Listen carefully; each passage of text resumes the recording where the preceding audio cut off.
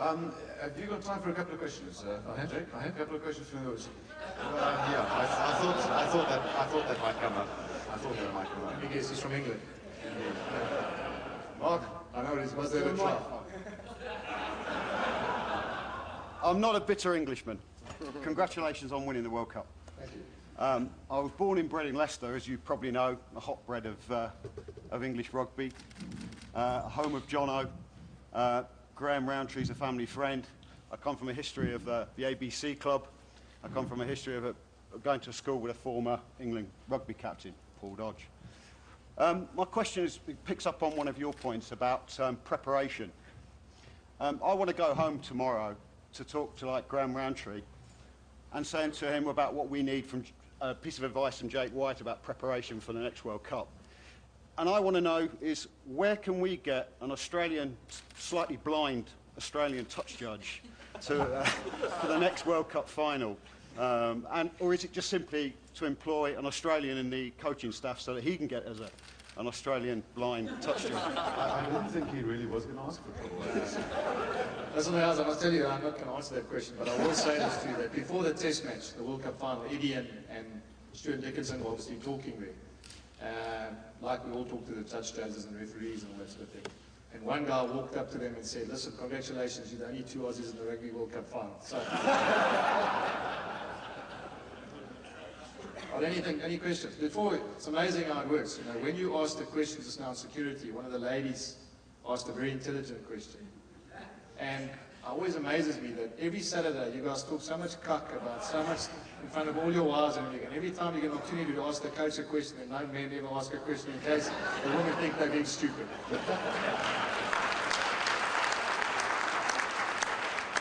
Jack, I don't have a girlfriend in the audience, and I've got access to that videotape, so I'll ask you a question. There's a lot of talk now about Southern Hemisphere players that are taking up very lucrative contracts up in the Northern Hemisphere. It's not just in South Africa. New Zealand is suffering the same thing. In fact, so much so that they've kind of done a bit of an about-turn on expanding the Super 14, and they now want Argentina in there, and Chile, and Uruguay, and Brazil, and half the Pacific Islands, and Papua New Guinea, I think. How do you see this playing out? Is this a trend that's worrying you, that guys are going to the Northern Hemisphere to play club rugby? Well, look, let's just quickly say New Zealand are very different to us because they're giving them all 2-year contracts on the basis that they're all going to be coming back before the next World Cup. So what's going to happen, New Zealand are going to be a lot better off than any other country because they're going to have all the players playing abroad, getting conditioned, having 12 weeks off, playing in those conditions, etc., playing against those opposition players, understanding the guys that they play with, and they're going to be able time to build another All Black team. So they're going to be sitting in 4 years' time with an incredible base of players. Ours is a little bit different in that our players are not sure whether they want to come back. And I say that because they're not quite sure what's going to be happening going forward. There's a bit of insecurity. And I stress that you must understand one thing. These players, this group of players, has been in the hole. In other words, in 2003, they were exactly the same players, couldn't get a contract. Their market share and their market value in rugby was nil. Now Skullberger can get 7 million rand a year if he goes and plays overseas.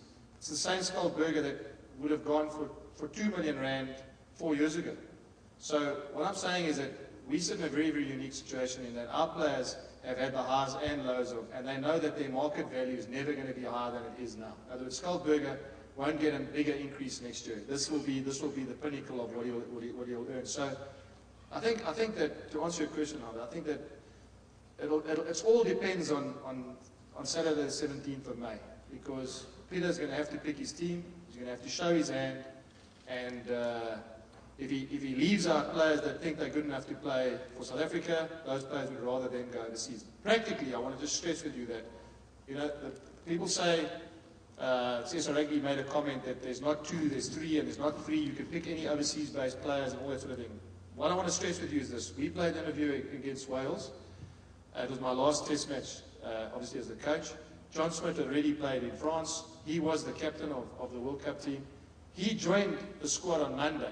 We played on the Saturday. He played Sunday for his club. He joined us on Monday. He was stiff, sore, he had stitches in his eye. He only trained with us on Tuesday. Bismarck had thrown the ball in for 2 weeks in South Africa at the training camp. 2 days in Wales, and then he was on the bench. Now, Bismarck can accept that because that's the national captain, the World Cup captain. But Bismarck will not accept that for the next 2 years.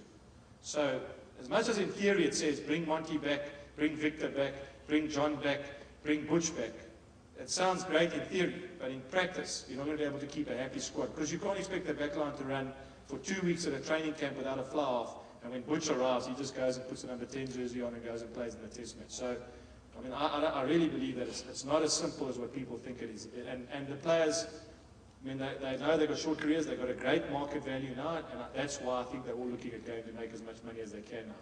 You certainly can't hold it against them. You know, they've achieved what they can here. Correct. Many of them. Any other questions? Yes, a question on the side there. Nick, what's your thinking around why New Zealand chose? Okay. They have a decent size. They somehow Yeah. win. What would the South African coach know about choking? Yeah. Now, I'll tell you why New Zealand choke. And this is my version, and it's, again, not to be read in the report on Sunday, please, guys. I think what happens with New Zealand is they have a lot of island players that play for them. The Sidivatos, Rokothokos, Muliainas, Suwalos, and they're unbelievably talented players. But for 4 years, they don't kick. They don't have to kick a rugby ball. So what happens is they can run from their 22, they can beat you, they can run around you, they can chip it over your head, they can out-sprint you. And what happens is you get to the World Cup, and then they don't play like that. They try and play another style of rugby. So they get to a tournament where they want to play knockout rugby.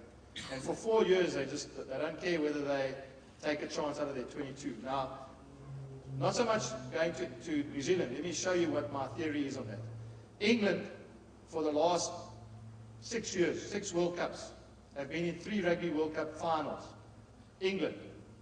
Now, with all respect to England, people wouldn't even consider them as a rugby nation, and yet they've played 50% of the World Cups. They've been in the final of and there was the last 2 in the whole World Cup. Now you've got to ask, what are they doing right? And what they do right is they play World Cup rugby. They pick big forwards with a 10. I mean, I say it with respect to the English people, maybe Wilkinson is the only back in the last 7 years, 8 years that would have been a World 15 player, best in the world. Yes, people talk about Robinson and Ben Cohen, but if you're comparing the best backs in the world, you wouldn't have put any English backline players in. And that again in itself proves that it's not about how flashy you are as a backline player and how they pick a certain style and they stick to that style, and that style is the style that wins World Cups. Again, as I said, defense, forward orientated, knockout rugby, as Kitch proved, and as obviously the 2007 side.